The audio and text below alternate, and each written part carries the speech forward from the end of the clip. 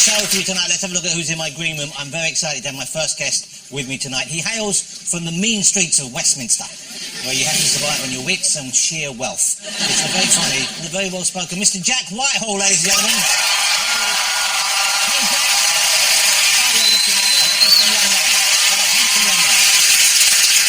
This is the Strictly judge who gets 10 out of 10 every time for class, sophistication and expertise. It is the fabulous Darcey Bussell.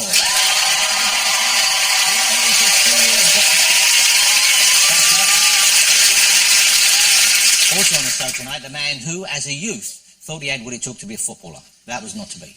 He then entered the high-pressured world of telemarketing, hoping to go all the way to the top. That was not to be. He followed that with a tilt at Hollywood stardom. That was obviously not to be. Finally, he stayed where he is, and he became a perfectly acceptable comedian. It's the hilarious Mr. Alan Carr.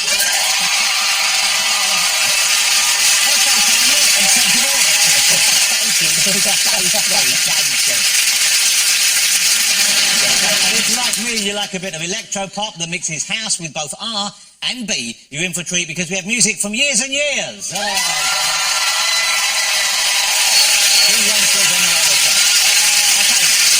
So let's get started with a few stories because a mum in Essex got a terrible surprise this week. She went to buy some lovely chocolate mice. Maybe she was going to share them when she got home with the family. Perhaps a treat for a special occasion. Imagine a shock when she opened the box at home and found out her chocolate mice looked like this.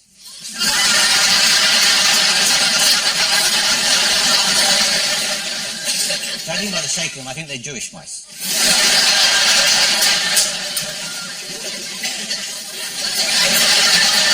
You don't want to be nibbling on them when you're watching Poldark, do you? The big news story everyone's talking about, of course, this week is the theft. This is a terrible story, really. The theft of Kim Kardashian's jewellery in Paris. Did you see this story? Yeah. The story. And when he heard the news, Kanye West had to cancel a gig halfway through. So every cloud has a silver lining.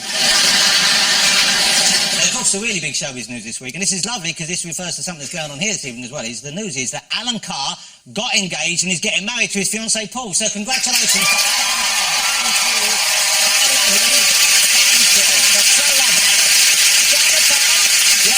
Before you start saying anything, my Paul gave me this ring before Kim Kardashian was robbed. Oh, she's proper, all right. Oh, don't worry, she wouldn't have anything that looks like that in her collection. Now, you know what this means, though, because this means, Alan, if you wanted to, you could make tonight your kind of stag night. Yeah, that would be good. Get those chocolate willies out. Yeah. Shall we get my first guest out, ladies and gentlemen? He's one of the biggest comedians in this country, on stage, on the screen. It's the fabulous and always funny Mr. Jack Whitehall.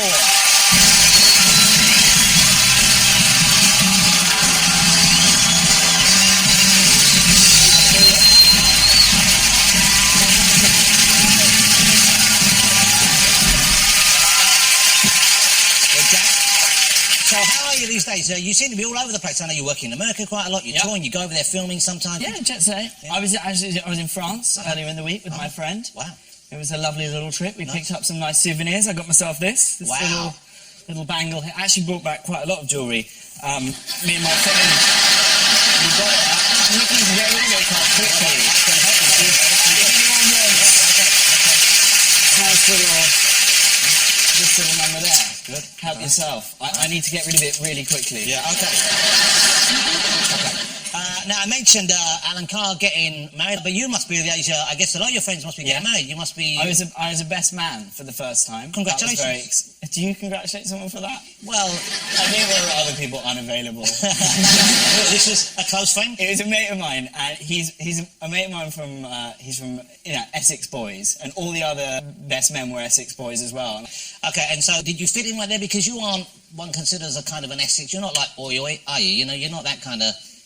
oi, oi, Larry. I'm not a chimney sweep. I did. I slightly stuck out. I brought a photo along. Okay. I didn't quite fit in with the Okay, well listen. So this is you at your friend's wedding. There we are in the suits, looking pretty sharp. Yeah, you look. But then I noticed there was one thing that I didn't get the memo about, which was the tans. Oh yeah, they are all looking away, and you look that you.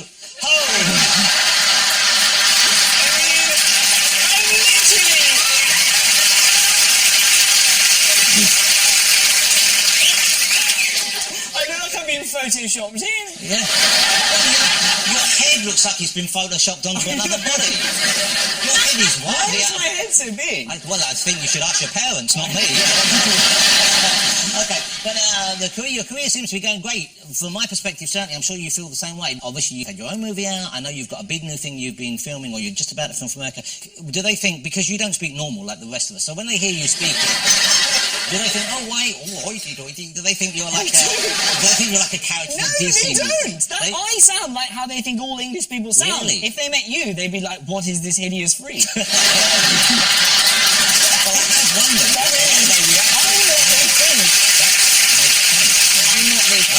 And what they think we all sound like. I've seen you now in at least one big movie came out of America. You were in Mother's Day. Great cast. Who was the star in that? Was it Jennifer Aniston? Jennifer Aniston and Julia Roberts. Wow, that's quite funny. Ladies and gentlemen, he's working with Jennifer Aniston and Julia Roberts. Okay.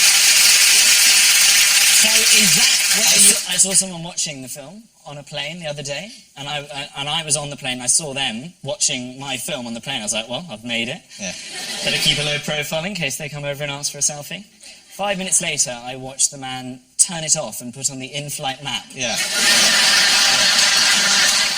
Well, it wasn't a great film. No, it was a plane movie. Clearly not. I mean, he wanted to turn it off. He was actually he was thinking of leaving the plane. It was so bad. No, it's not that bad. But I know you're doing a lot of... That's the best review it got. Jonathan Ross. Not that bad. It really wasn't that bad.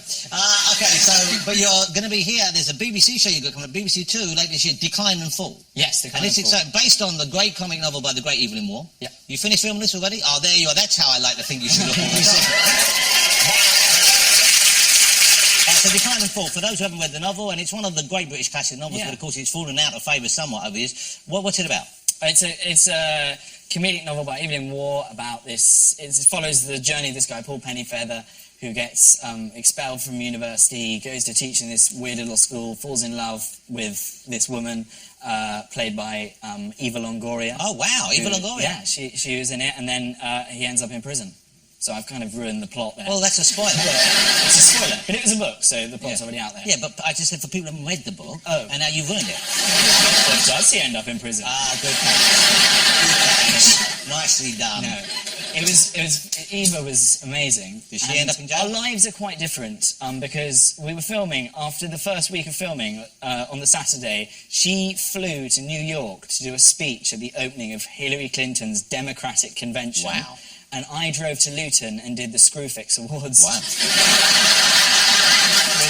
When it gave me a free Spanish set. That's not She didn't get a Spanish set.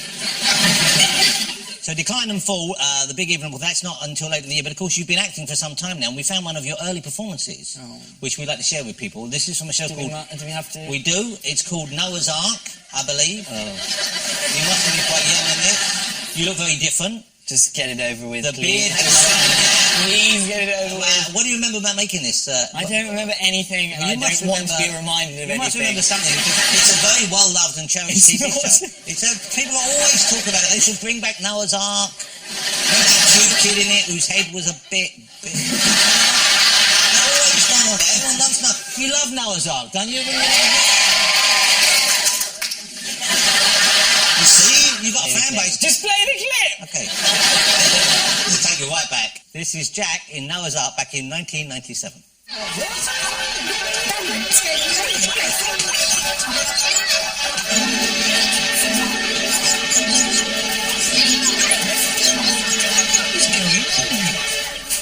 Oh, it's you. What's happening?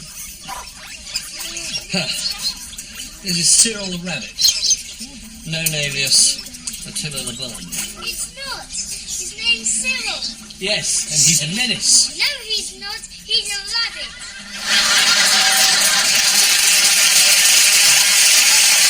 So you can play young. That was you, wasn't it? Yeah, it was me, and I talked like you. Wow. Well, since then you had your teeth fixed, so you've obviously... Yeah. And actually, I couldn't pronounce my R's. Was that one of your first acting jobs? That was one of my first acting jobs, Wow. yeah. We were reading up about Jack, obviously, before people on the show, and I hadn't realised that you had an artistic side. I saw you on Would I Lie to You, and they revealed this artistic side, and I want to share this as well, because there's an extraordinary story. This is a painting Jack did when he was young, and this is a good painting. It's a painting of a cat. Have a look at this. Yeah. That's a good piece of art. I mean, Even that has a big head. Yeah. But that was a portrait of whose cat was that? I did portraits when I was younger, and of people mainly, but I was commissioned to paint... I was commissioned to paint a portrait of Charles Brandreth's wife's pussy. Wow. And this is the painting that I produced for the Brandreths. How old were you? 20, 21? How old were you? Not 21, I was maybe like 16, 17. Okay, well that's still weird. I don't do it now. Well, no, I was going to ask you if you do one of my cats. I'm not doing one of your cats. Well, I stopped doing the portrait. Someone to fall back on. It's something to fall back on. I can paint people's cats. It's a part of my life that I don't really... I'm sorry. But I was very artistically inclined when I was a younger man. Yeah. I posed for a picture once as well. Oh, wow. When I was at school, my friend, we both did art, and he really wanted to do a drawing of his girlfriend naked, like in, Titanic. But he figured he would only be allowed to do a drawing of his girlfriend naked if he also did a drawing of a bloke naked as well, so it looked like a legitimate art project. I see. So he was using you to get access. He was using me to see her naked. It sounds creepier now. He asked me if I would pose for him, and stupidly I was like, okay, yes. Okay. Because he was my mate. And so we went to the art block on a Saturday afternoon, and... Honey, where is this going? Where are you going with this story? What happened in the art block? I stripped off and got on the table, and he drew me. And then the teacher came, and he hadn't got permission from the head of art. So the teacher walked in and found us there, him sketching me and me screaming, what the hell is going on? Wow. And he explained, and the guy was like, there's absolutely no way you're drawing the girl. And I was like, no, he has to draw the girl, otherwise he's just drawn me. He never drew the girl, so there was just his drawing of me. Which we have. We found the My drawing. mother has it. We got it from My your mother has mum it. because we asked for the cat of Charles Shut Brandreth. up! And she said, No, she didn't. you can have this one as well. No. Yes. I haven't seen it for, Well, 10 years. well, you're in for a treat then. Would you like to see it, ladies and No.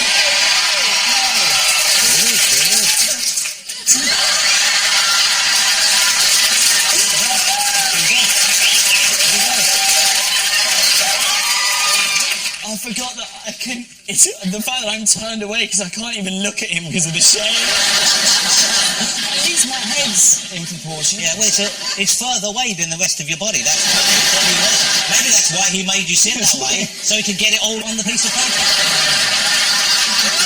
Maybe that's why. I can't even... Everywhere I look, it's... Well, you're bearing in mind what you've been through, you're fairly stable. You've come out of all these experiences quite well. Yeah.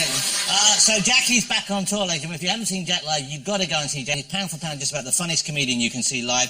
The new show is called Jack Whitehall. Like, you're going all over the UK. Yeah, everywhere, yeah. You've written all the material already? You're still writing it now? Yeah, I'm kind of doing work in progress shows. And when you go all over, obviously there are different accents in this part of the world, in the regional accents. Do you ever try and change the way you speak to suit the local area? Say if you go to Newcastle, if you go to Scotland, do you ever put a little bit of their accent? Do I change my voice? Yeah.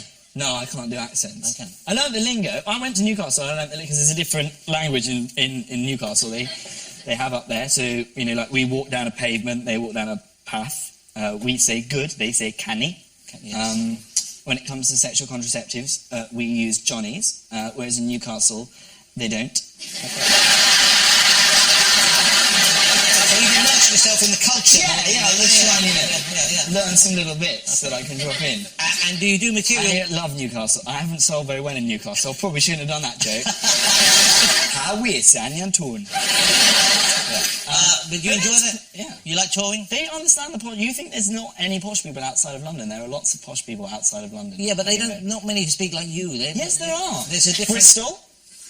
I was in Bristol, and I was in a Sainsbury's, and there was 2 students in Bristol in front of me, really hungover on a Sunday morning, and they, if I'm saying they're toffs, you can imagine how posh they were, right? And one of them turned to his friend Sunday morning in Sainsbury's out loud. He went, "Oh God, Tobes, when I'm hungover, I just crave truffle oil."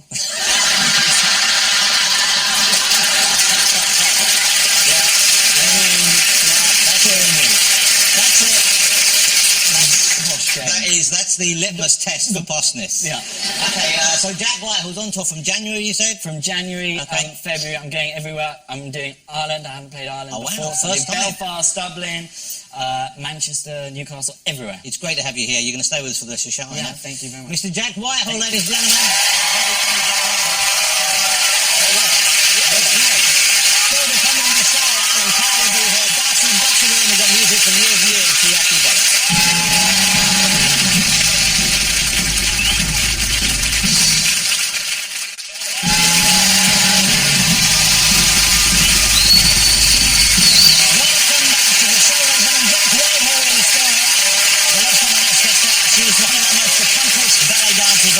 She is the queen of Strictly. It's Darcey Bussell.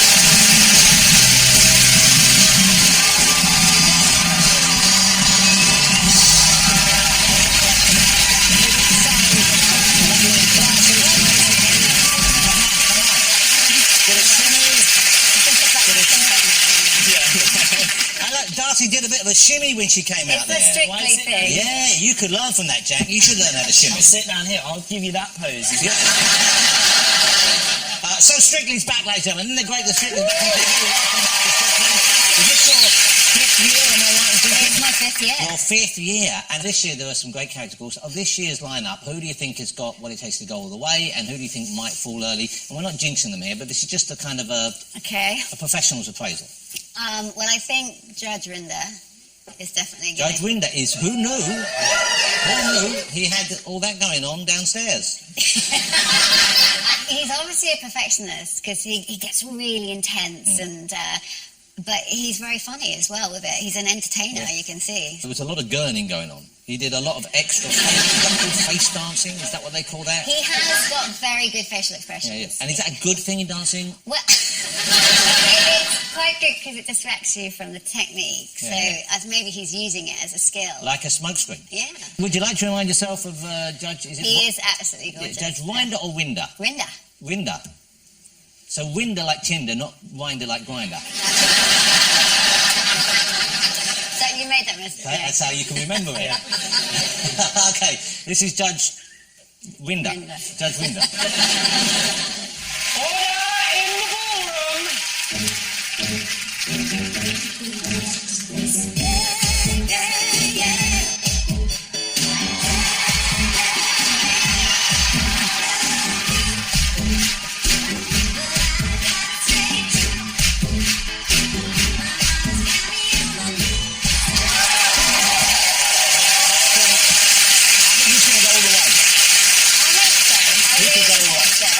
I mean, there's a lot of strong characters. He's got to bring some of that back into when he is an actual judge. Yeah. And like he's sentencing people. What, you throw mean- in some of that pizzazz and the glitter. The and glitter. You're going down for 10 years. I sentence you to be hanged. Maybe you won't get that far. Maybe not that far. Now, you always get asked to judge the contestants, of course, and you do it brilliantly, and there's also a warmth in the way you do it, as well as a kind of honesty. If you had to judge the judges, if you had to judge your fellow judges, how would you appraise them? Let me ask you, let's start with Len. How do you, what do you rate Len's skills and weaknesses as a judge? Okay. Let's go for this. He gets a bit grumpy. Well, it's his age. I think you're right. It's his age, and a bit bossy, but he is head judge. Well, that's his age. Yeah. But what I admire the most, obviously, is his skill, because he was judging way before this show even started. And he was a great dancer. He was a great He was dancer. great, and he always tells me he was really good at the lifts. Oh, wow. Yeah, he goes, I was a really good lifter. I could do, throw the girl up, catch her, and anything. Yeah. So, Sorry. You meant dance lifts. what did Darcey I do? genuinely thought you meant he was good in lifts.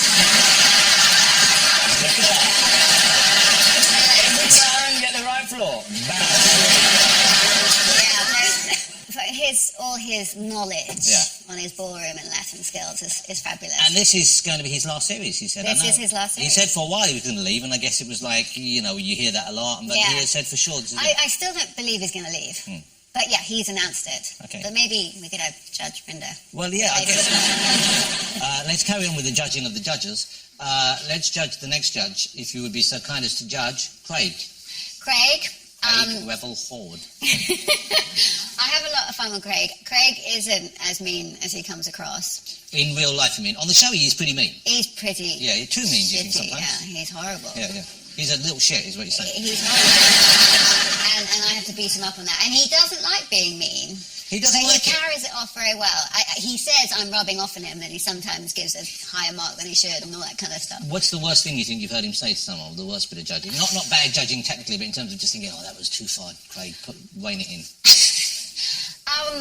I suppose it's when you judge somebody physically. What? Like if they had a large head or something. You couldn't dance because they were, you know what I mean? Got a large head. Thank you very much. Yeah. What He's did I got say? a large head. Yeah. It's all right. We're not going to talk about heads. Anyway, but yeah, you're right. That's basically what it'd be. Okay, and now we come to the little firecracker, On the end. Mr. Bruno Tonioli. Yeah. It's That lightning is at the all bottom. natural. Is he like that all the time? His energy levels are higher than high. It's exhausting. I know. I feel rather old next to him. Actually, it's amazing though. He's so passionate about the show, and all that exuberance just comes out naturally, and that's what he is like. Yeah. He's only calm when he's smoking backstage. Smoking or sleeping, I imagine, yeah. Yeah. You've met Bruno, haven't you? Have you met any other judges or just Bruno? I met Bruno for the first time 2 weeks ago. Really? Yeah. I was in America and I was having this lunch with a load of people. There was like producers, and it was this romantic comedy, and I was trying to, get this part and sell myself as the romantic lead.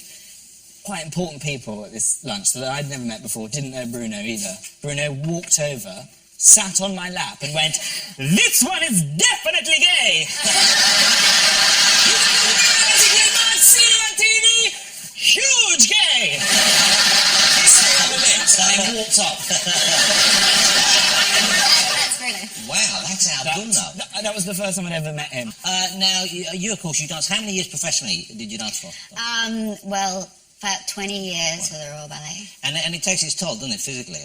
I mean, I have no regrets. you know the feet are going to be suffering, of course, from point work. Aren't they? Yeah, you saw all that as a kid. As soon as you get your point shoes on, that all the rubbing the skin off and all that kind of stuff off your feet and stuff like that. But you don't even think about the injuries. You're an athlete, so it's part of the game. Yeah. You expect to get the injuries. I did ballet once. No. I did one ballet class. I found the thing that damaged most was self-esteem. Yeah. You played a show which is going to be on the BBC. I'm not sure yet. I don't think they've got a date yet. No, yeah, near Christmas. On a subject very close to your heart. Yeah, we did a documentary on Margot Fonteyn, who was the British ballerina. The prima ballerina, Yeah. Dame Margot Fonteyn. She was sort of part of the founding of British ballet. So she was our first British ballerina. But you met her. She coached you a little bit, didn't she? I was incredibly lucky. When I did my first One Leg when I was 20 years old, she coached me in it, and that was a one-off. You just don't. You never saw her anyway, because she was living in Panama at that time, and she came over and she came in, and I had a one-on-one with her, and I remember every detail she told me, and I will never forget it. And it's such, we were just the two of us together with the pianist, and it was amazing. And she's such a beautiful woman. And the advice she gave you, or the tips she gave you as a dancer there, were they apt? Were they useful? Weirdly, she didn't talk about the technique at all. So there you are as a young dancer, just obsessed about the technique. Can I balance? Can I turn? Can I achieve all these technical moves all the way through this 3-act ballet? And she said, it's about telling the story. You've got to tell the story. And I said that to Ed Balls the other day. But, This is a horror story. But if you go on that stage, you can be the best dancer ever. But if you have no heart, if you're not communicating on that human level, communicating with your partner or anybody you're on stage with, it's soulless. Great advice from me, yeah. It was perfect. Okay, Yeah, well, I'm looking especially forward to for seeing somebody that. so young. Thank you. I'm looking forward to seeing you every week on Strictly. You're going to stick around, I know, for the rest of the show. Before she goes, though, let me just ask you, who do you think, just Who's going to win? who will win? You know you're going to get this question. Who will win Strictly this year? Louise. Oh, I think it's time for a boy. Okay, I'll go for them. You don't have to say anything, but we'll just look at you very closely like you're playing poker and we'll see what you think. Okay. No. Okay, here we go. No, don't start now. Get Okay, ready. sorry, Get the sorry. poker face on. Get the poker face on. That's not No, good. face. Hey, we must play cards before. This is going to be easy. She's got a flush. Are you ready? I'm ready. Anastasia. Oh, that's not looking good. Gloria Fragapane. Daisy Lowe. Oh. Oh, Sorry. Danny Mac. Nothing. Oh, no, you got a wink. Oh, you got a bit of a... Yeah, oh, that was a... Not much of a journey, but yeah. Okay, here, you enjoy this one. Ed Balls. Yeah. Greg Rutherford. Maybe. Okay. Judge Rinder. Yeah. Good, okay. Laura Whitmore. No, nothing much. Leslie Joseph. Yeah, she's gone. Louise Redknapp. Maybe there's hope for you. Naga Munchetti. No, nothing. Oya Duba. A little bit. All right. Will Young. He might make it. Okay. Temeka Emson. Who? Exactly. Tamika. Oh, I wasn't that far off. I wasn't better. Let's do that again. Tamika Emson. Okay, you're going to stick around with us, Darcey, I hope. Yeah. Darcey Bussell, ladies and gentlemen, the fabulous Darcey Bussell. What a joy. Still to come here on the show, I'll be joined by Alan Carr. We've got music for years and years. See you after the break.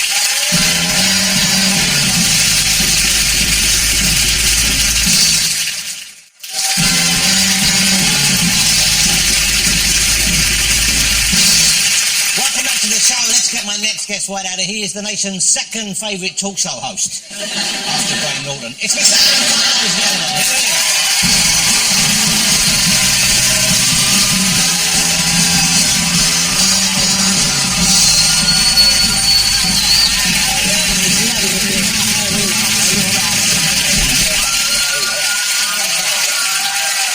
Alan Carr. Well, you know the party can start when Alan Carr joins. So congratulations on the engagement. I said it earlier. Congratulations, how lovely. I know.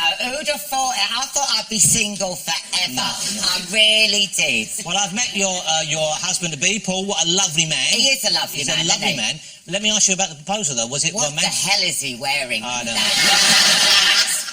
That's something Jane McDonald's thrown out.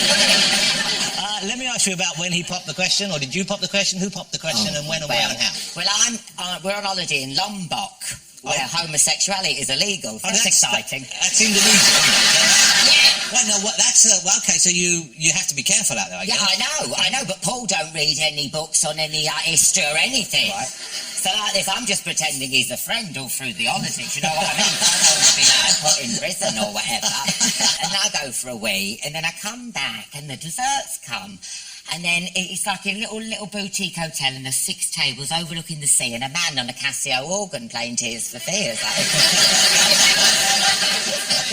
And then I eat this dessert, and then, oh shit, like a filling's come out. And it was the ring. And he went, will you marry me? And I said, yes.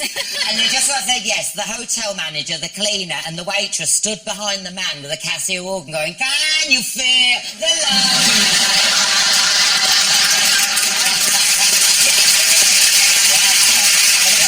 Memorable. And do you have the dates set in, or you No, it's only like a week. I've only been like a Just, week. well, that's congratulations. I'm genuinely so isn't pleased. that nice? And he's a lovely guy. And you've been through a lot, and I know he's gone. Yeah, I know it. But you know what? I've got to lose weight, and I know you think that, honestly, I've been on tour. I've put on so much weight. Listen to this. I was on the treadmill trying to lose weight. That bit went over the top of the handle and pressed the emergency stop. My own body was stopping me. What about dancing, though? You could consider dancing. Would you do Strictly if they That came would up? work that off. I've been back in the playground. That would work that off.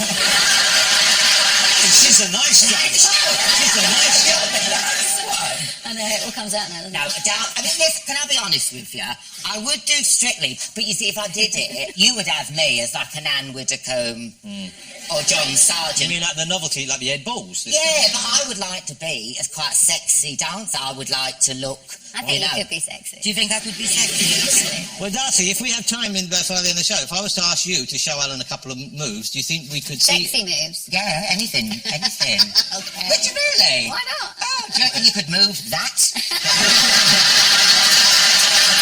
Well, we'll see. Let's see if I can build a bridge here. Okay, we'll get over that. Okay, so let's go back to the wedding briefly, if we may. It's only a week in since you've accepted the proposal, you're engaged for just 1 week, you haven't made plans yet, but obviously people know you have a lot of famous friends. You talk about, and the big story everyone said already, you're friendly with one of the most famous superstars this country's producing this year, Adele, of course, and you are reasonably friendly. The papers like to think that we're we are friends, but we ain't bezies. People just imagine us down the dog and duck having a pie going, I see her 3-4 times a year. Yeah, but I mean, she's friends with Beyonce, Jennifer Lawrence. She must be pulling her hair out because they keep mentioning me all the time. And she's lovely. I love her. But, I mean, we're not like Bessie, mate. I mean, I would never ask. It'd be embarrassing. Yeah, but I want the day to be about me. Do you know what I mean? Yeah. All the cameras were like that. Never mind, I'll find. Well, you don't need us. You can sing like that. Yeah. Now, Alan Carr has a book out, ladies and gentlemen. It's called Alanatomy. It's a very funny read. It's very honest about a lot of things as well as you talk about a lot of things. That's why I mentioned the Adele thing, because in here you describe how you first met. Yeah. I'm a huge fan of Adele. I met her at the Brits, and I saw her like that, and I went, hi, like that, and then I leaned back. It was like, Del Boy. It was like Del Boy. I leaned back, what I thought was a wall, but actually it was the lift door as it opened, and I went straight back. I had Otis written on the back of my head. But when she wrote 21 and it was out and everything, she was at the lowest ebb, she was upset. She stayed in my spare room, and she came over just for 2 or 3 days.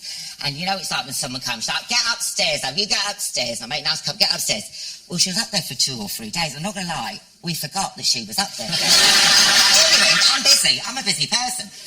And then Michael went, Adele's upstairs. I went, and then I thought, oh my God, say she's dead. What? Say she's died of a broken heart, honestly. And then I bet me thought, do I get a blue plaque? So we took a sandwich up and a cup of tea, and it was like Spring Watch because we left it by a door to see. And then we had so we knew she was there. Yeah. But the thing is, I am such a big fan of her. I mean, that affects the friendship because I love her so much that I can't really, when I've got all. I mean, she borrowed me iPod once, and the top 25 are all 19 and 21. I just love her so much. But she was there, and I love those songs, so I'd be emptying the dishwasher going, never mind, I'll find. And then I'd look at her and she'd be like, really? My heartbreak? I'm like, you can't help singing the song. Yeah. But she thought I was taking the piss. Yeah. But they were catchy. Yeah, they're catchy songs. Yeah, she's a good songwriter. Okay, now you have, I think, a very recognisable face, very recognisable voice. You must get noticed on, but do you ever get mistaken for anyone else? Does that ever happen? Oh, yeah. No, listen, it was just so weird. I was outside the pub having a drink with my brother, and this man comes along and goes, I know you, I love you on the telly, like this. And he's been a bit old talking about me all the time. So I went, this is my brother Gary. He ain't your brother. He's not Chinese. He said, you're Bok Wan. I said, I am not. No. Why are you lying? Why are you lying? I can see a similarity. Listen, yeah. And this man would not go until I just went, fashion. And he was like, and he gave my brother a dirty look as he went off. He was a pathological liar, but I'm not God. You toured Australia recently, and you went out there and you had a good time. Did they like you in Australia? Love Australia. Australia, New Zealand was amazing. Because you toured, haven't you, around the world and stuff? Yeah, never Australia. Yeah. Darcey, you lived in Australia for a while, Oh my didn't you? God. I lived in Australia. Do you know Auckland? Well, that's New Zealand, but New yeah, Zealand. I have been.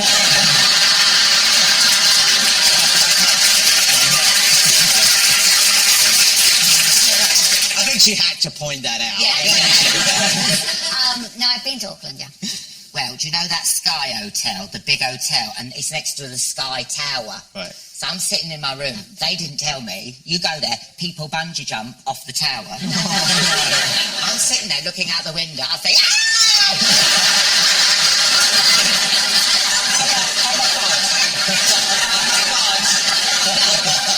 Then to see them come back up. And then you start thinking, how shit is this hotel? But you know what? I love Aussies. I just love them. They are so abrupt and just so to the point. Yeah. Because this man who works at the theatre, and I said, oh, what's your name? Pee-wee? I said, why are you called Pee-wee? Because I got a fucking small dick.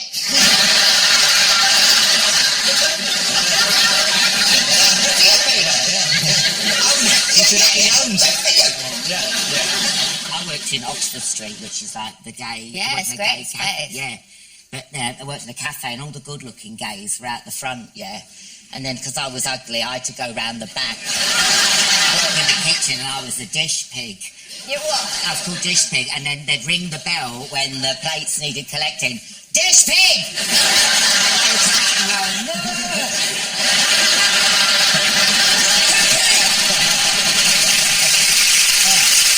We're going to take a break now, but still to come after the break, more chat with Alan, Darcey and Jack, and there'll be some Strictly Come Jonathan Ross style dancing, and we have music from years and years. You won't want to miss it. Don't go away.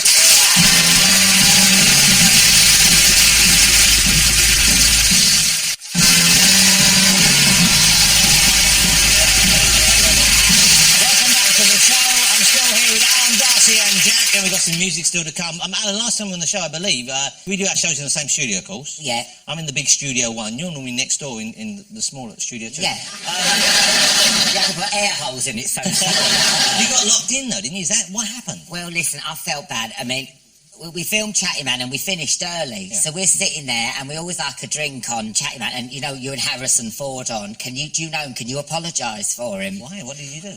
I woke up, I passed out. I was in 3 o'clock. I woke up on the dressing room floor. They just left me. I didn't know. And I come down to get a taxi and I was locked in the building. And I passed out through drinking, yeah? And then I rang up the producer and I said, oh my God, I was locked in. He went, oh, what was it like you meeting your hero? I said, pardon? He said, hero, you met Harrison Ford last night. Oh. Shit. And then they showed me the video. I go, Harrison! Da, da, da, da, da, da. I ran up to him. The only way I can describe his face is, do you remember in the Temple of Doom when that boulder was going towards him? So he like this. Harrison, I love you! So, you know him, can you apologise? Well, he didn't return my call after that night, so I haven't I was but Darcey, so embarrassed. you had an audition with Harrison Ford years ago, didn't you? Yeah, I did a couple of screen tests with him years ago. What film was this for? Sabrina Fair. I know, that was a Yeah, good it was an film. old Yeah, Audrey yeah, yeah. Hepburn And remake. they remade it. They remade it, and I think Julia Ormond did it. But in the audition, you were acting opposite Harrison? You were acting with Harrison? I had to kiss him. Wow. I know. And he was, you know, obviously quite a bit older than me. But it was still all right. And Alan, the night you met him, I believe you kissed him as well. So... I wouldn't be surprised. I would not be surprised. So the wedding, if we return to your wedding, have you thought about the moment when the song is played, you're married for the first time and you have to do a dance? Yeah. Have you thought about the music? Have you thought about the dance? Well, yeah, I mean, I'd like to dance. I mean, cause I do like because I went to Buenos Aires a few years back and they all dance in the street and I love it and I thought that's what I want to do. So what dance is that in Buenos Aires? Is that the Argentine. The Argentine tango, is that? Yeah, okay. It's a very seductive. Well, that's what I think. Be nice. Yeah. Have you done any dance, any formal dancing at all? I can dance a little bit. Then when I'm drunk, I do that Thriller one. I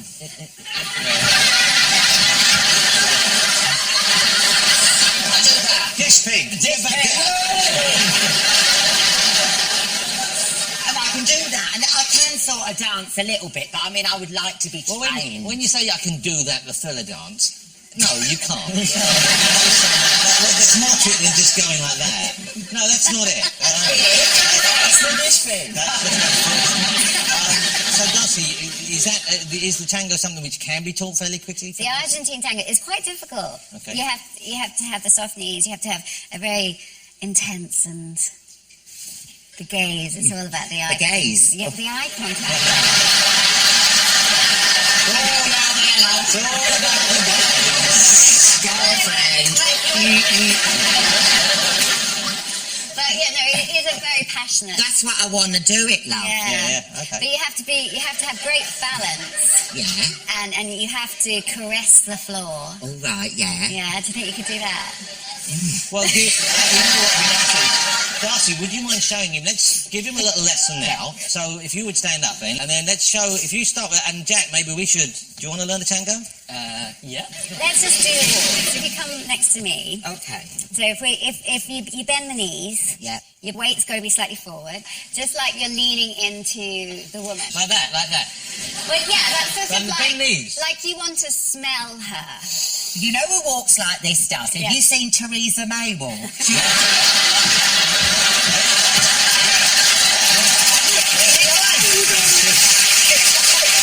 She's always on a slope.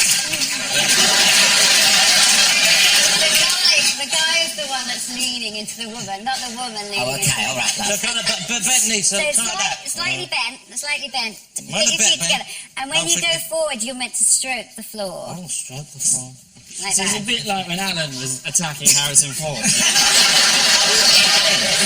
the legs, they mustn't look like they're wooden. Sorry, Jack.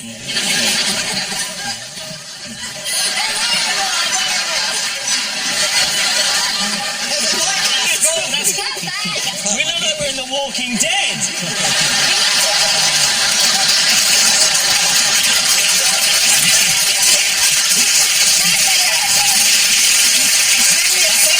I've got my thigh. I've pulled something in my thigh.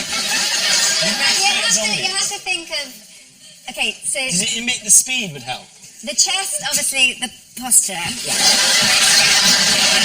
So you hold me there like Oh, that. yeah. Oh, hold it, this is getting serious Oh, look now. at this. Okay. Oh, I've just had Let's- some scampi fries before I came in. So if you're looking down there, Yeah. but so, like you're looking at our feet. Oh, yes. You look quite a good couple Oh, now. thanks, love. Anyway, I'm quite so jealous. if you step back on your right, and then you go left. Oh, mind the desk. Oh, darling.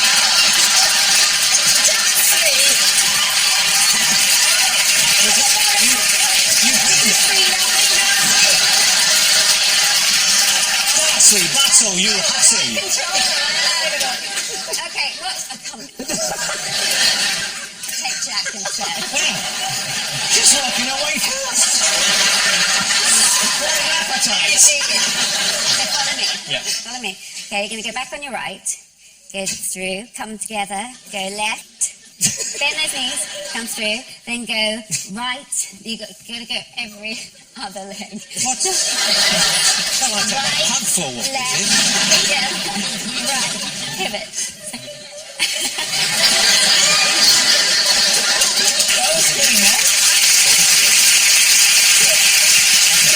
Let's see. Jack, you're a miserable failure. Come and sit down. Let's watch it. This has got some potential. Here we go. Right, left. Then you go right, left, stand. Alan, open your mouth. Okay. Okay, here we go. So, All right. okay. T4.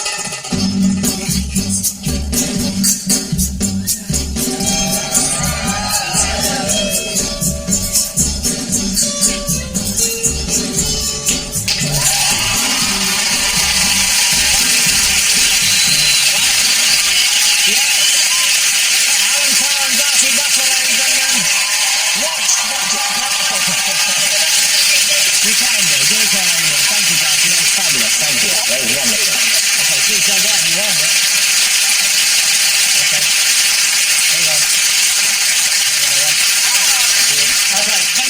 guest this evening, ladies and gentlemen, the fabulous Jack Whitehall, the wonderful Darcey Bussell, the brilliant Mr. Alan Carr. Next week, I'll be joined on the show by Alan Davis. Morgana Robinson will be there. It's just been announced they're back together. We've got Bross on the show to tell us what they're up to. And he's been away for a while, but he's back. Mr. Russell Brand will be here as well. So now performing Meteorites Years and Years.